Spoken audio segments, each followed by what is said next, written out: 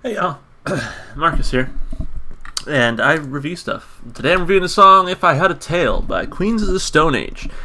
This one comes off the album Like Clockwork, right? That's the name of this album, which has so far been every single Queens of the Stone Age song I've listened to. So it seems like this album is pretty highly revered, because a lot of the songs y'all want me to listen to from Queens of the Stone Age indeed come off of this album, which, to be fair, I've liked every single song I've heard from this album so far. The last one I did was Smooth Sailing. Loved that song.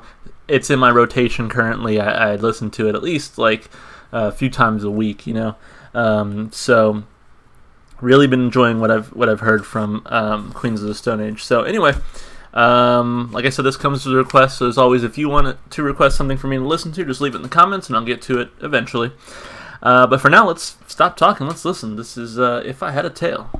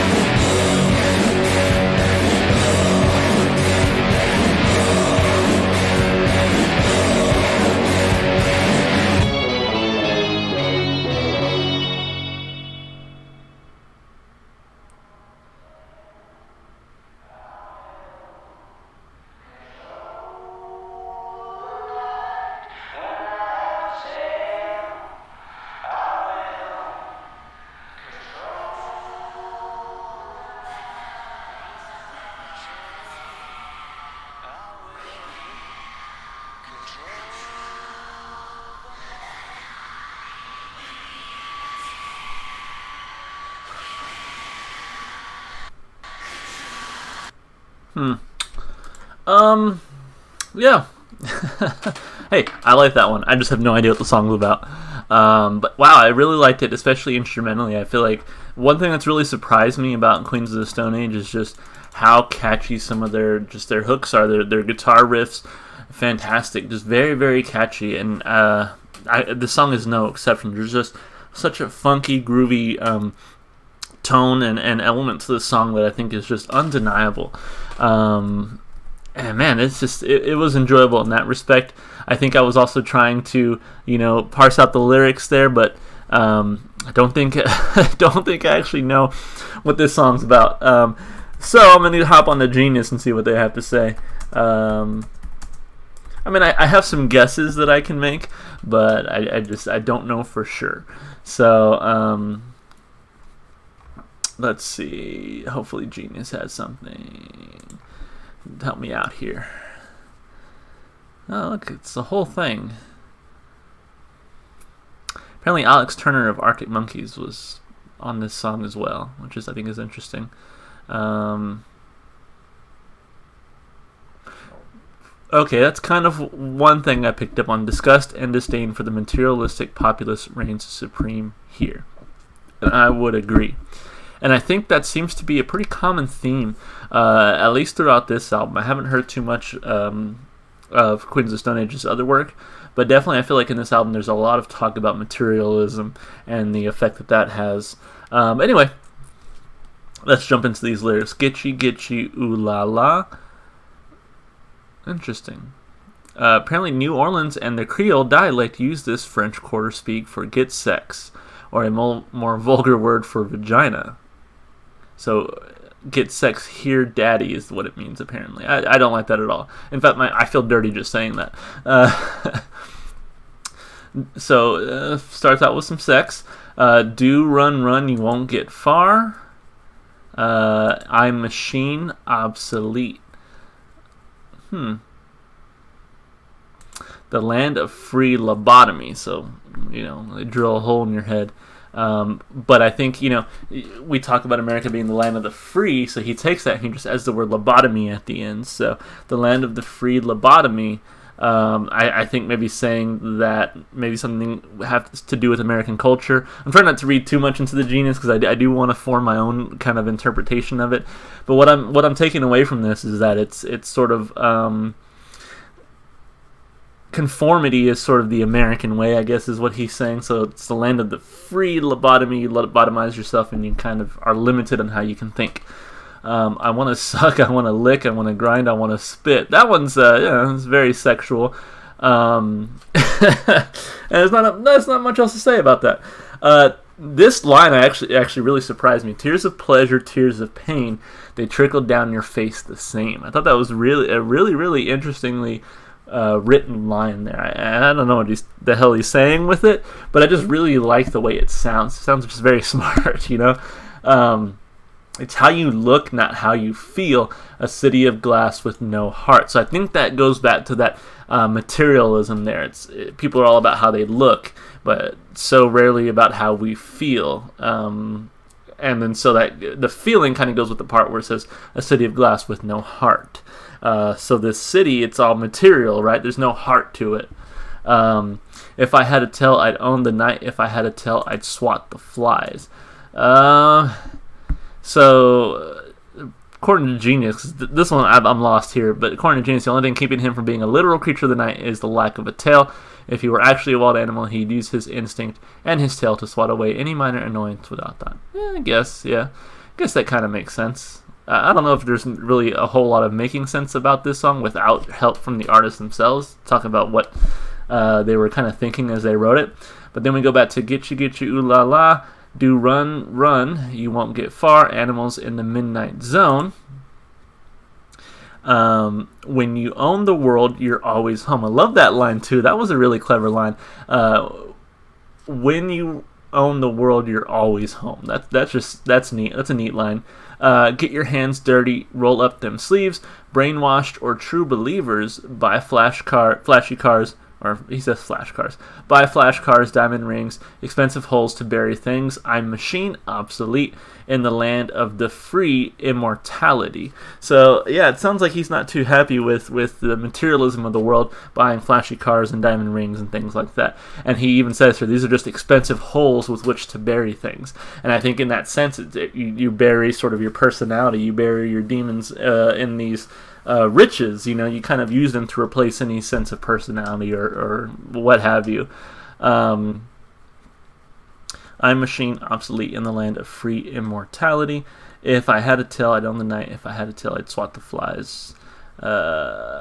See me dancing on the scars. See me dance. If I had a tail, I will control the night. Yeah, interesting. I kind of like the, you know, I lean on genius a little bit to help me out there. But yeah, it's definitely, and I definitely picked up on that materialism, that hate of materialism there, and then Genius kind of just confirmed it for me. So I think that's kind of the main thing about this song. It's about sort of just that conspicuous consumption. It's about materialism. It's about wanting to look good all the time and put forth this sort of fake image of yourself, and how materialism is kind of used to maybe hide imperfections, hide lack of personality, you know, hide stuff like that. So I think the lyrics are pretty creative here. It's one of those songs that where you can read the lyrics and be like, okay, I kind of know what this means, but then when you really start thinking about it, you're like, what the hell does this song mean?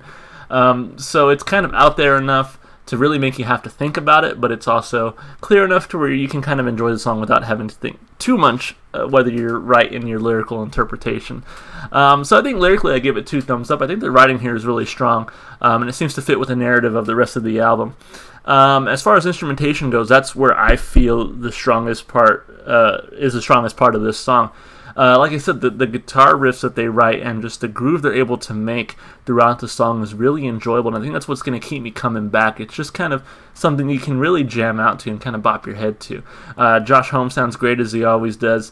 He just has this certain way of singing, his certain style that really melds well with the type of instrumentation that they make. The instruments and the vocals play really well together, and then of course you add his very I don't know what the word I'm looking for is, but very, I don't want to say insightful, but almost very insightful lyrics. You add the lyrics, the vocals, the instrumentation together, and it really just makes a really interesting sound, and an interesting experience. That's one thing I've really noticed and appreciated about Queens of the Stone Age so far, is that it is sort of an experience to really take in the lyrics, take in the instrumentation, kind of take everything in, and it just makes for a really good listen.